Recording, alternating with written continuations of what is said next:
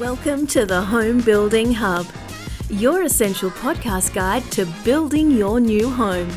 Hosted by industry experts Colin Bischoff and Darren Brennan, this conversational podcast will help better educate you about all things new home building so you can avoid costly mistakes and enjoy your building experience to the fullest, no matter which home builder you choose. Hey guys, before we kick off on the episode, I want to introduce you to a new phase of the Home Building Hub. We have decided to go back to school, that is SKOOL. We've created a community based on the back of a podcast we've been running for so long now. We've created a community for you, for all home buyers to jump in and get access to a whole range of tools, checklists, information, and most importantly, find other home buyers in there so you can follow people's journeys, you can share your own journey, and we're excited to build the most trusted community that is independent and objective in the whole country. So get in there, it's skoolschool.com. Look up Home Building Hub, download the app, come and say hi, and we will see you in there. Hey there, folks. Welcome to the Home Building Hub. You're with Colin and co-host Darren Brennan as always. And today, everybody, we are going to talk a little bit about buying a house or house and land package online. So we're going to cover, Daz, should you do it? Can you do it? Can you do it without speaking to a sales consultant and get yourself secured into a house and land package or a purchase of a new home? Is it something that's available these days, or are we still not quite there, Darren? So we're going to talk about all the ins and the outs and the pros and the cons of it all, and certainly a topic that I'm interested in because it's something that we've discussed many times over the last decade, Darren. So, yeah. How you going, buddy? Good, mate. Yeah, really good. Thank you. Yeah, ready for another episode. But I think it's interesting because I think there's this change, and it's slower than we think it to be. But buying online without ever talking to anybody, literally doing everything in front of a laptop or on your phone, and never physically standing in front of someone or even on the phone or on a Zoom call, none of that at all, and buying a home. And it's a big purchase, but I think it can be done. I think it's getting done a lot now, a lot more than we probably expect. And I think there's some really good insights into how to do it and the things to be aware of along that journey. Yeah. So I guess today we'll try and help you determine, like, is it possible? Is it something that's safe? Like, is something you want to do? How does it really work? Like, where can you shop online for these sort of opportunities? Do you need to visit a display home? Can you just sign contracts safely digitally without, being concerned or worried? How to compare builders is another area that you've got to consider. So there's a whole range of things, and we'll cover some of those off today and just give you a little bit more understanding of the topic, whether it's good, bad, or otherwise, to suit your needs. Yeah. Absolutely. Well, maybe I'll kick it off, mate, with where do you start? And I think the key would be to head to those big websites. That's where I'd be going. So head to realestate.com, Domain, openlot.com.au. They're all great places to start your shopping journey, right? So they're going to get you high-level information. They're going to allow you to start to look at, if I'm looking in a certain area, what sort of budget I need to be allowing for. They're going to let you see some floor plans, some facades, a little bit about the land estates themselves. They'll give you some idea of the general inclusions that are there. It's not going to be specific inclusions, but quite general. But you can also, on those big websites, head off to the builder page and actually just shop the building alone. So if you've already got a block of land, you can go to realestate.com and click on the builder page or the new homes page and go to the builder's profile and actually look at just that builder or the range of builders. And what it'll do, it'll also open your eyes to a whole lot of builder names you may never even heard of, right? And that'll start to open things up for you to really start to do that online shopping. You can also head over to the developer websites, and they'll have house and land packages. And often they'll have a lot more house and land packages than what you're actually seeing online because, builders are paying a subscription to be on realestate.com or Domain or OpenLot. So they have a limited number of packages. Whereas if it's on their own website or on a developer's website, there's usually no cost other than the time to put those packages together. So often you'll see a lot more packages available. So don't just limit yourself to the big guys, but as your shopping sort of extends on and you've worked out an area and you've sort of said, well, I want to live in Tarneet, and I've worked out that in Tarneet, I want to live in, this particular estate, let's say, for example, Alamora, well, then you could jump on the Alamora website and see more and more packages and start to, again, build out what that looks like. You're more likely to start to see some more inclusions along the way, so you'll start to get more information, and it'll just make things a little bit easier. And again, you can do all that without ever speaking to anybody, which is part of what this episode's about, is buying a home with never speaking to someone on that journey. So you don't have to speak to a builder's rep. You don't have to speak to a land agent. You can do all that online and be really comfortable that you've, at a high level, been able to find potentially a house and land package that suits your needs, or just a floor plan that suits a block that you already own. So it's certainly a good place to start. Where do you go next, Cole?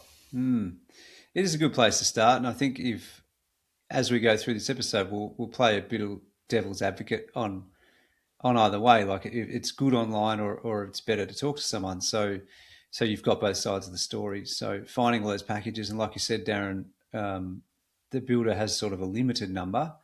So going to a sales consultant directly means they can package something up specifically for you. So that remains a positive of visiting and speaking with a sales consultant, for sure. But I suppose if you're more inclined to go, well, I'm a first home buyer, or budget conscious, or investor, you can then go, yep, that one's in my budget, click it and push it through, especially if time frame is of the essence, Daz, that's for sure. So one of the things, here are some different things to consider and look at. So the first one is very common, and one we love to talk about, is reviews and reputation. So you do need to be careful, because if you want to find a negative review, let's say Apple versus Samsung, if you're a Samsung person and I'm an Apple person, I can find a lot of negative reviews about Samsung, as you could find a lot of negative reviews about Apple. And it's a little bit, you always find the review that you're looking for when it comes to builders, I believe. So instead of getting down a rabbit hole of one client's, negative story with a particular builder, if the overall rating is still 4.5 out of 5 or something like that, that builder's pretty good. You can sort of bank on that. If they're 1 out of 5, then fair enough. But you're going to find that, because building is full of hundreds and hundreds of pieces and moving parts and variables, and it's complex, a lot of it's subject to interpretation or education, the client's understanding of contracts versus what's actually, or of construction versus what's actually going to happen in that order, and all these sorts of things. I think it's important to look at reviews and reputation, but please do it in a general sense. So you're looking for verified customer reviews. You can find some case studies potentially on a builder website as well, testimonials, of course. The more of those you find from genuine people, you can see straight away, like, if that's a genuine person, that's all pretty helpful to give you a nice positive vibe or negative vibe about that particular builder. Forums and social media, builder comparison sites, you can check all those.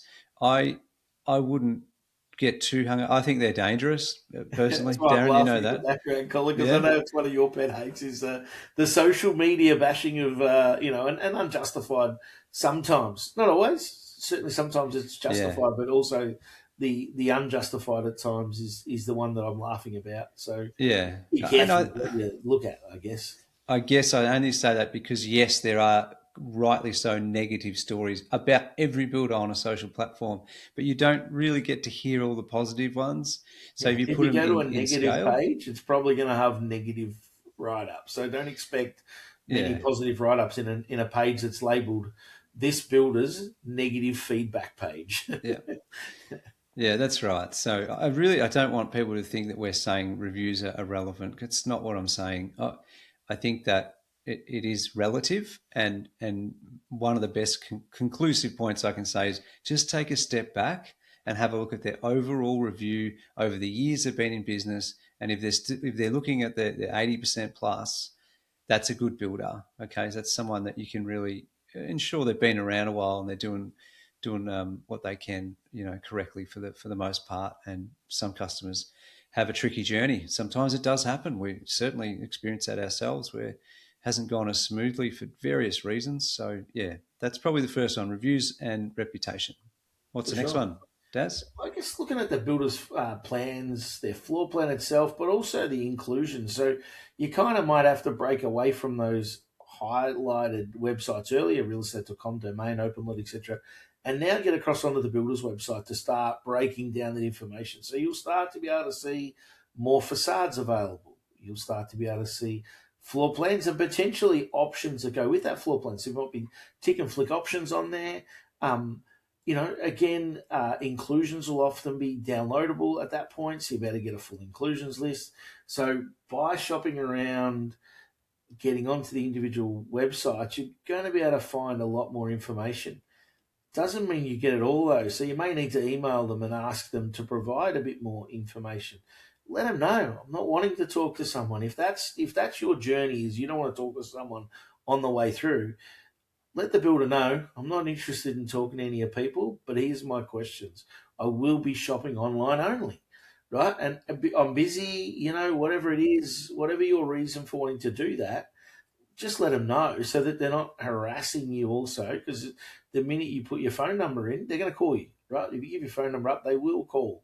That's not because they're trying to harass you, it's because they're trying to service you, but just understand if that's not part of what you want, then let them know, look, here's my details, but don't bother calling because I won't be taking the call. I just want this information online. I'm doing my shopping around. I'm trying to do my best to compare. I've found this one that I like of yours. Give us a bit of information on that. And generally speaking, most builders will appreciate your honesty and be able to give you that feedback. So, looking for floor plans and stuff, head to the builder's website directly. Gather as much information you can there. They'll often feature if they've got promotions running. They'll have that sort of stuff on there. They'll talk about the things that they do well. So you'll get a real understanding of what that builder does tend to offer. So plenty of choices there for you. Yep. And then, yeah. Well, that sort of leads into the house and land packages. So as opposed to just looking for floor plans and specification inclusions online. So there's that devil's advocate side. Like the reality is I'm yet to find many clients, Darren, that can read and compare inclusions properly and quotes properly. So it's something that you'll have to, I think, if you're going to go online, then the best way to do that would be to buy a house and land package. Like that plan, that block, that price, those inclusions. That's just easier to understand and purchase with a click of a button, as opposed to finding a floor plan and then going and finding a block and working out whether it fits, because there's site costs you've got to factor in and estate requirements you've got to factor in. And unfortunately, in that case, you need someone in that builder to price those up if you're putting them together separately. So that said, house and land packages, well, they are pre-priced and predetermined. That house, that lot, those site costs, those inclusions, it's done up front. So now you can sort of, cruise through those online builder websites and the other stuff you've mentioned, Darren, understanding that that's the price you'll pay. Now, one of the things about online packages I find is that they're probably generally targeted to price point in the sense of they don't have all the upgrades in them. They generally, some builders have a high level of upgrades. Some just start rock bottom with basics and then you have to upgrade everything. So that's the part that's probably a bit harder to do online. Once you go through those inclusions and compare them, that's certainly something that you have to understand what's included, what's not included. That's pretty hard to get your head around, but once you do review a few, it's certainly achievable. Okay, so is it fixed?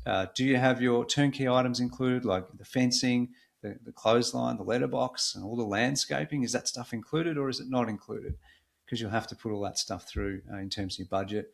And to be fair, we've done a number of episodes on this very topic. So if you're an investor, first home buyer, whatever, and you want to go through a quicker process, buy something online, or at least almost buy most of it online before speaking to any human being as a sales consultant or anyone at the builder, just go back and look at our episodes and it'll tell you what builder quotes are made up of, things to look out for, the left, the right, the up and the down. We've done it many times over for you.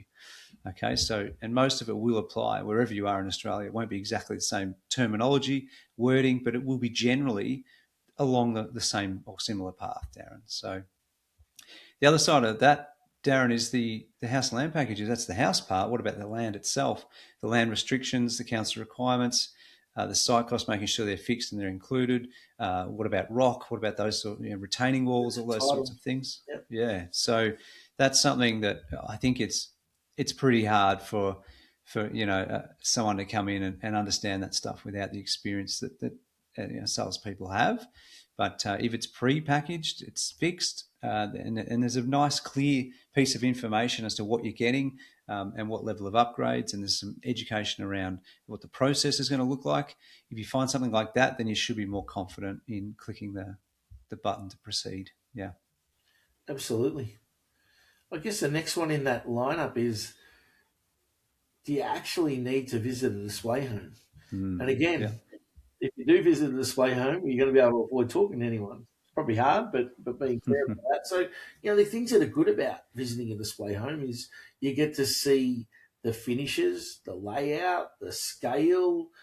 But the reverse of that is it can be overwhelming because you're getting you got a salesperson there, wanting to talk to you and ask you questions rather than you asking them.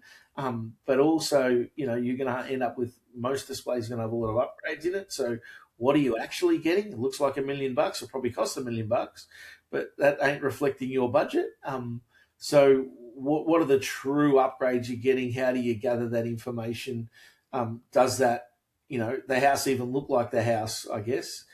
It may have options, floor plan options, design changes that have been done on it, all of those things. It's going to have seriously nice furniture in it that may be much nicer than what you even have, and a lot more of it than what you've even got. So all those things play into the cons of going to a display, but the upshot is you get to see the floor plan, etc. And then you've got virtual tours.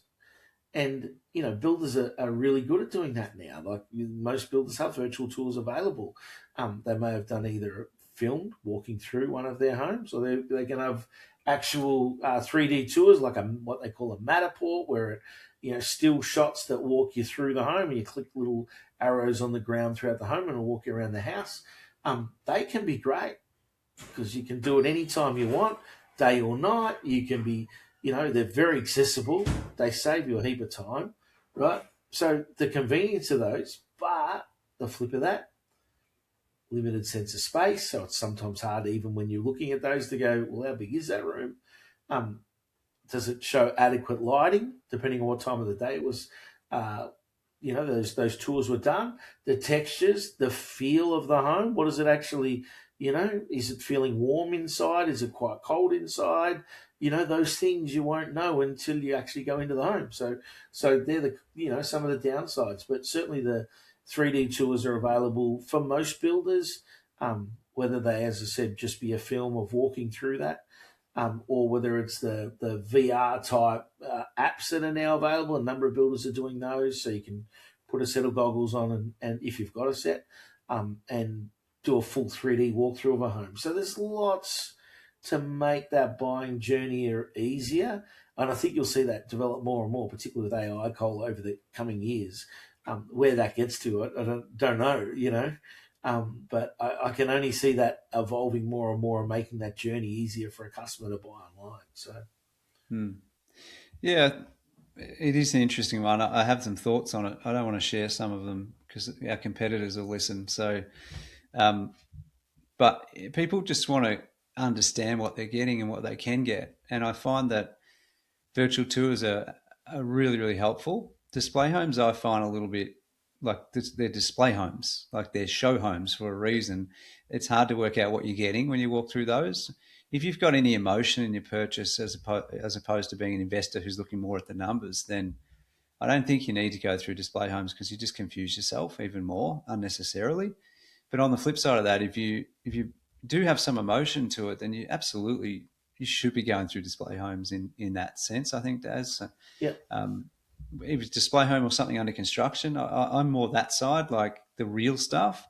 So the tours that we do, for example, they're tours of people's houses. They're not tours of display homes, virtual tours I'm talking about, Matterport stuff. So I find as a buyer, that would be more helpful because I'm touring reality, not perception. And I think most of the tours on builders' websites are all perception. They're display homes and stuff like that. So there's an opportunity there for our industry to be more real and more authentic with what it is that you can access and walk through and view online.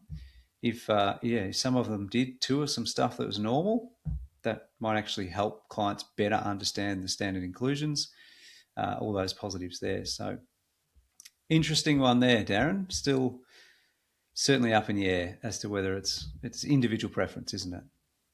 Yeah.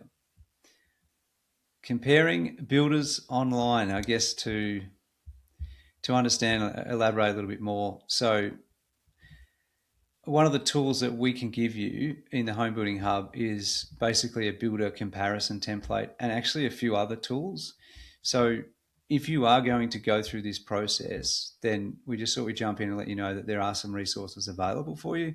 So if you just jump on skool.com and then type in Home Building Hub, it'll take you to our page, but you'll have to just register for that. And on there will then be resources around quote comparisons and a whole bunch of other stuff, plus obviously all the other podcasts we've done. So just a heads up for that. It's not something we'd make any money out of. It's there as a tool and a resource for you to use it as you see fit. Okay, so that's helpful there. That'll help with price inclusions. You got to think about other things like timeframes, as we said, reputation, certifications, the warranty coverage, past projects, virtual tours, as we've said, and customer testimonials, I should say. All of those things factor in. So jump on the school page that we've got. That will help you if you're ready to go through this process. Yeah. Well, I mean, the what are the other other point. things you cover off on there, Cole, when you're doing those comparisons? What are the key items, really? So price and inclusions are generally it, for sure. So the time frame is one thing, but it's more, I guess, it's subject to interpretation. But the reputation itself is something that you have to consider. Which builder you feel more comfortable with. So if you just go for the cheapest builder, then you can expect the cheapest result. It is that simple. You can be lucky and have no issues there. But if you can afford, a more premium builder at the top end, then great, do that. But some people, I think most people really, Darren, are looking for value for money. So I think you should, if you can, put yourself slightly above the cheapest. And if it's 5 to 10 grand or 10 to 12 grand or whatever more, but you feel more comfortable with that builder, I would say that's actually a better choice every day of the week. So, yeah. Good. I think the other one to do is certainly jump onto the HA or the Master Builders websites and just check out. You hear stories about it with some builders where they're publicising themselves being called whatever the builder might be. I was going to say ABC, but that is actually a builder. But XYZ builder. They advertise themselves as right, but then you go and find out that XYZ builder isn't a registered builder. So it's worth finding out, and you find out who that builder actually is. So do a little bit of homework there. The Master Builders or the HA can always help out with that, just to verify that they are actually a builder and that then there's not something shonky going on there. So if you are online shopping and not finding out a bit of that nitty-gritty stuff face-to-face, it can be a good way to go. So certainly one I think worth touching on. I guess the next bit is, Cole, signing digitally, and you can sign everything digitally these days. It's fantastic. And I'd go as far as saying most building contracts with most builders these days are signed digitally, right? And that can be right from the get-go. So when you first meet the builder, signing the deposit receipt can be done digitally. Signing off the paperwork to go into their office to order the building contract can be done digitally. Programs like DocuSign just make that so much easier. You don't have to be there in person. Just they'll send it to you, hit the button, sign it all, away you go. One bit I would say with that is make sure that you still review those items you're signing, right? Don't just sign away, because it's so convenient to go sign, finish, and I've done it all, but you've never actually looked at what you're actually signing, because it is so convenient. So just do yourself a favor and actually check them. Obviously, bank transfers can be done online, which is fantastic. So again, banking's never been easier. You can pay with a credit card with a lot of places. So just take your credit card number and away you go. So again, the online side of that's super easy. I guess there are safeguards in place for the consumer. So things like cooling off periods, having those digital contract verifications. So it works both ways. So when that's signed by you, it's date stamped. When it's signed by the builder, it's likewise date stamped so that everyone that's involved in that are actually, checking that off. You've got a, a conveyancer or solicitor handling the land contract side. And again, often that's all done digitally. But again, you've got that, I guess, peace of mind that someone who's reviewing those contracts, the land contract side of it, is, checking all that stuff out. And again, all done online, super easy, super efficient, but gives you that protection along the way as well. So, yeah, what are some of the risks and red flags we should be looking at, Cole? I think we've covered a lot of those in terms of just education and understanding what you're looking at, what you're getting, but also understanding what you're not getting. Yep. So take your time to go through that level of education. I guess I haven't really seen much of this, but if you're going to do anything online, you want to make sure that the builder's legitimate, the package is legitimate. Like, there's nothing fake on there. Yep. You want to check all the photos, and as we said, like tours and stuff like that are really helpful. If there's photos that you're being given or looking at, you want to see, make sure they're not misleading and not a pretty picture of what the display home is versus what you're going to get. Any hidden fees and things like that, you've got to look for and ask the question about, even if that is via email. But the truth is, I think if you're at the point where you need answers to questions, you perhaps better to talk to someone, Darren, rather than, because a consultant probably won't respond to someone as willingly who's just not willing to talk to them. If it's just on email. I know I had that mentality when I was selling. If someone just wanted to do over email, I just not the right person for you. You just can't buy a house like over an email. You need more information. That was a lot of years ago, but there's still some relevance to that today. The importance of inspections, make sure that you understand the process of the stages and everything that will be outlined in your contract, and getting someone in there to sign off those stages as a third party, if that's what you choose, because it's an extra cost. And that's probably the main, I guess, risks and red flags. We've probably covered briefly through the episode, Darren, be the main ones there. Yeah. Yeah, I think there's a lot of pitfalls. I think, again, if you do your homework well, right, you lower the risk, right? So make sure you do your homework well to take away those, any of the unknowns for you. If you've got a question, you can always email off to the builder and get that answer, off to the land agent, off to those people supporting you, your broker, your conveyancer, who can help answer those questions. And again, you don't have to pick up the phone. Email will do it. A text message will do it often. And there will be some builders who just push back against that and they want to talk to you. I guess, again, if you've made a decision to buy online only, well, maybe it's not the builder for you as well, as much as you're not the customer for them. So There's a fine line between both of that. But yeah, I guess that sort of, there are risks, but you can mitigate those yourself by being well planned in your process. So true. Yeah. I guess some of the key takeaways. Yes, you can buy a home online. You can do it without talking to anybody. You can do it really well without talking to anyone. Just do your due diligence, along the way. Tick the boxes along the way that make you feel comfortable about what you're doing. Use verified platforms like DocuSign to sign off on documents so they're date stamped and protecting you. Read the reviews, compare plans carefully. Jump on school.com and head to the Home Building Hub page there to pick up some of those resources that can really help you. Again, digital signing it's here to stay. It's everywhere now. Same with digital banking. So all those things are really positive. Visiting a display home, it's a nice option, and it does help provide perspective of what you're going to actually buy. But again, it's not necessary because you've got these online tools that allow you to do similar, maybe even get you a more realistic understanding of what you're actually going to get. So I guess the key from here is hit the web, get the keyboard working, shop away without ever speaking to anybody face to face or over the phone. It's happening all the time now. We are seeing more and more of that. If you talk to more and more builders, you'll find out that people are doing that more and more, and I think that's the way of the future. We're all shopping online a lot more than ever before. So buying a house is no different. Colin and I were talking about before we recorded the episode. I know I have the company my super's with.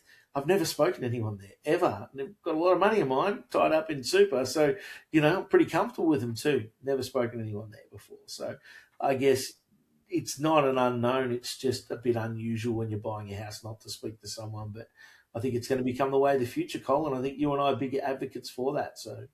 Oh, yeah, I'm a huge advocate for it, particularly for those with a higher risk profile, Yep. As in their own risk profile. And if you're an investor, I truly believe that you should just be doing everything you can. If you can get a better price because you're buying online and all that sort of stuff, then go for it. If you've got any doubt or uncertainty or you need someone to hold your hand, then that's when you should perhaps talk to someone, through the builder, salesperson, sales consultant, buyer's agents, new home brokers, whatever you want to call it, but someone that can take you through and put all the pieces together and educate you and give you that comfort. So I just think, Darren, most people are still in that boat because on the other side of that, I don't think the builders, any of us, are well equipped enough online to give someone everything they need to know to go through the process cleanly and clearly. At the moment, it's pretty bare bones and basics. Like you pick a facade, you pick a house design, or probably the other way around, house design, you pick facade, color palettes. You've got a big long text document for your inclusions and some visual elements, but there's probably just that next layer of some video content and stuff that would help, explain what this means and where you're at with it. That would be pretty helpful. And some other thoughts and ideas there, but it's good. So hopefully it's sort of, for those that it's right for, great. And those not sure, then, one way or another, this episode can hopefully educate you and in the sense of what path you want to take. Yeah. Be interesting to look back on this episode in 5 years' time, Colin, and see what percentage of people are strictly buying online, particularly, as I said earlier, with the AI advancements and stuff going on. Yeah. I think it's just, watch this path forward because it's probably heading down that way, significantly. Yeah. No, it will definitely happen, but I think it's actually on the industry and the builders to provide a better platform for that purchase to happen. Yeah. Cool. Well, thanks everyone for listening. We really do appreciate it. If you enjoy what you're listening to, jump on and give us a 5-star review. We'd appreciate that. As we said, go to school.com and then type in Home Building Hub. You'll get all the resources and everything you need there. And other than that, we really look forward to seeing you guys on the next one. Absolutely. Catch you next time. See ya. Thanks for listening to the podcast, guys. And just our disclaimer, whilst we're all about providing value to you, this podcast should not be considered as legal or financial advice. It contains general information only, and you should seek out independent professional advice on your personal situation before making any legal or financial decisions. 1, 2,